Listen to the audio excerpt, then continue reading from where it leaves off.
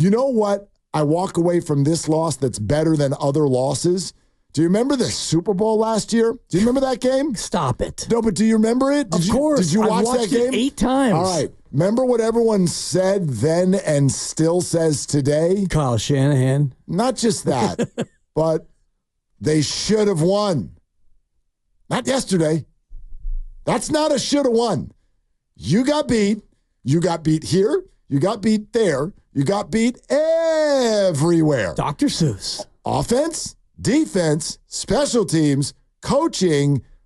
Did I miss anything? You missed one thing. What's that? One man. One man. One man gave you probably, 14 points to the good. Fred Warner. Fred. Peanut punch at the 2. That saved you 7. Pick at the 15 or 18-yard line. That saved you at least 3, maybe 7 more. Maybe. And I think that this is where you're going with this.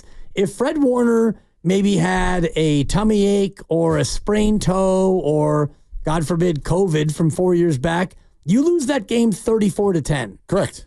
So, correct. Yes, I'm kind of with you. You got outplayed. You got outplayed. You got outplayed. He didn't get outplayed. No. There was 2 49ers that were dominant in that game. Jordan Mason and Fred Warner. I'm going to give Debo a little, hey, how you doing also. Fair enough. I'm going to give Debo a little, hey, how you Debo was doing? great. Yeah. Debo, That's about Fred, and Jordan. So 3 of 22. And Nick was good enough.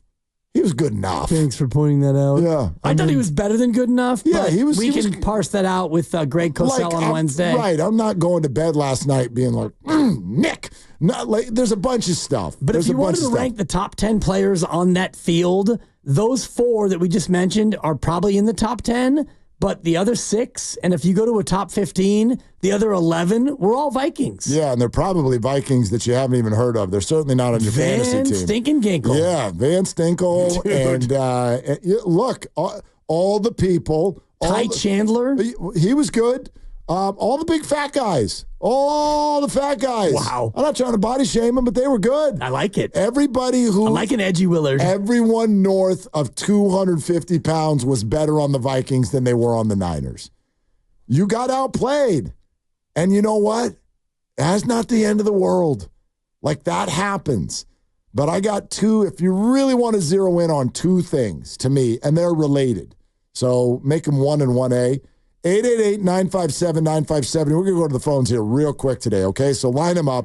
Why, in your mind, did the Niners lose? 888-957-9570. We'll take your calls right now. Play the thing, Grandy. Play the horn. Don't do it. No, play the horn. Skull. That's why you lost. Because Skull? Yeah.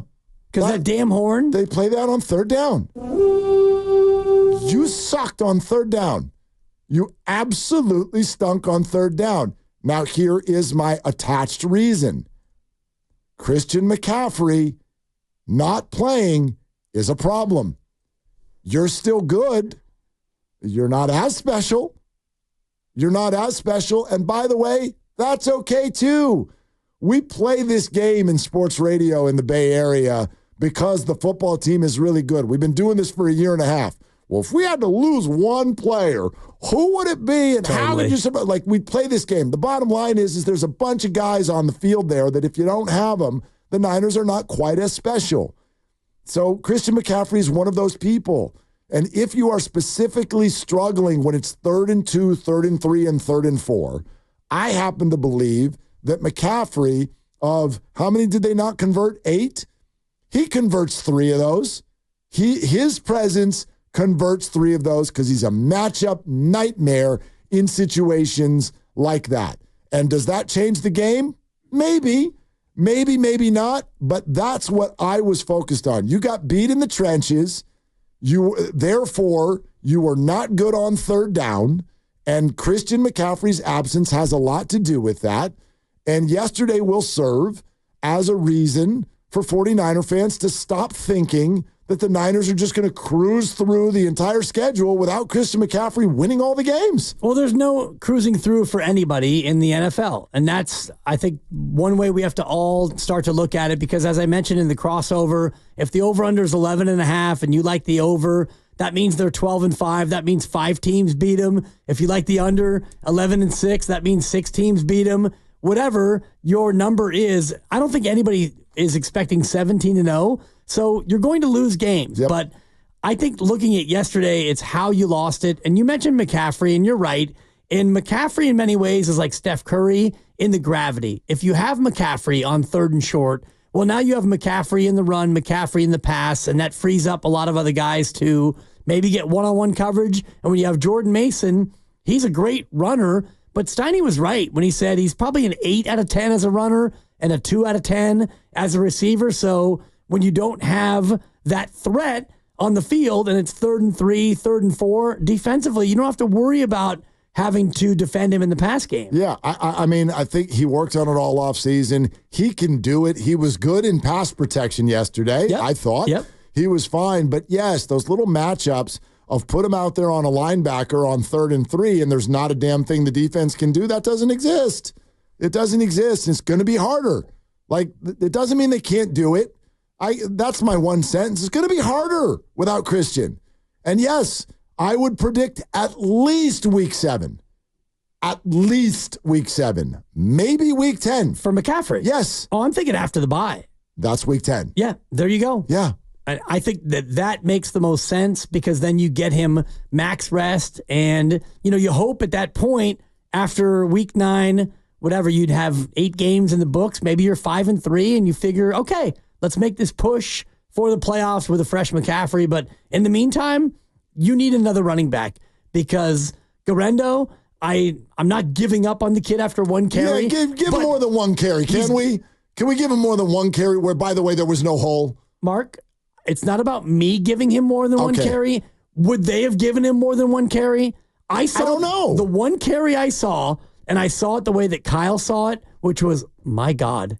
Do you know that Kyle saw it that way? He didn't put him in again. He also didn't run the ball a ton in the second half because the kid got 1 snap. I understand that, but the bottom line is the 49ers on Monday night were playing from ahead, and yesterday they were playing from behind. Right. And that changes play calling. And Jordan Mason was not gashing the Vikings in the second half. He was in the first. He was not in the second.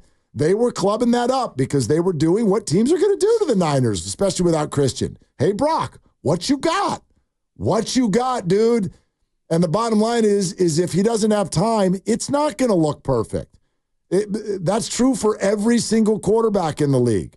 Brock didn't have a great game yesterday. It wasn't as disastrous as people want to make it out to be because people only want to look at Sam Darnold outplayed Brock Purdy. They're not playing each other. You can only outplay someone if you're playing on the exact same playing field. Sam Darnold had way more time. Sam was good. Brock was not. But, that's what defenses are going to do. And I love what Brock said to Brian Flores. Give Brian Flores credit. For those of you who don't know what he said, he went over to him. He was heard over microphones after the game and went, dude, your scheme was crazy. In other words, good job. Good job. That was hard. That was hard. And you got us. And they did. Yeah, they did. And the O-line gave up 6 sacks, and Brock Purdy had 2 pretty bad turnovers, a pick inside his own negative red zone, and a fumble that was, the kind of play that you cannot make. Well, that one was just weird. Did your eyes dart the way mine did? I was like, where'd the ball go? Right.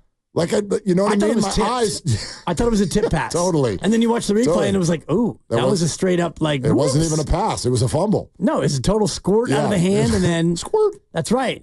Dan Dibley here, squirt. Yep. But, either way, and I just was running the numbers, and Jordan Mason, I think, had 18 yards after halftime, and a lot of it's because they abandoned it, but also the Vikings scheme and the Niner O-line, and I look forward to Grandy's grades tomorrow to see exactly where he will grade everyone, because it's something about Grandy in a loss. He gets a chance to drop the hammer on people. Which he likes, by the way. He does secretly. No, look, I know you don't like the iron fist of Grandy. You don't like that the Niners lost, Correct. But there's a little twinkle in your eye that you can't see because you're you. But that we you're ready. You're champing at the bit. We'll find out tomorrow. But when it comes to grades, it's like an A+ is extremely rare, and F should also be extremely rare. That's fair. That F is for fair. That's fine. Yeah.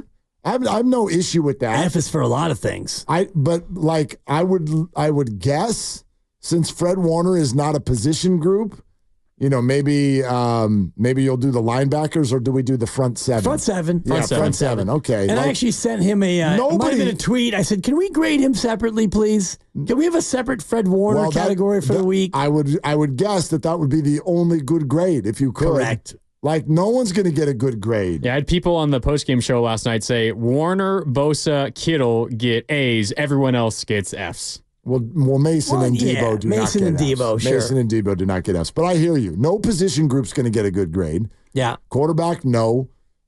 Coaching, no.